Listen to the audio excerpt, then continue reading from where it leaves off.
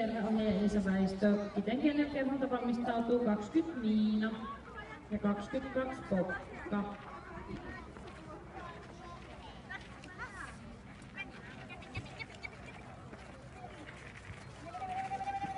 Valitettavasti Terva kerkisi käydä niin tuplasti ja sieltä sitten Jyysy siitä syystä.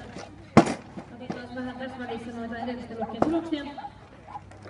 Mineissä saatiin 1 luvan aikaiseksi Osku ja Heidi Leskinen tuloksena -8,5. Sieltä luvan napsahti onneksi olkoon Heidille ja Heidihän eilen nousi kakkosluokkaan. Tämä nyt toinen luva sitten kyllä. Ja sitten Medeissä keskikokoinen villakoira Milot. Vilja Lyytikäinen teki myöskin hienon tuloksen -8,70 ja luvahan sieltäkin tuli, niin sieltä saatiin 2 luvaa jakoa. Ja sitten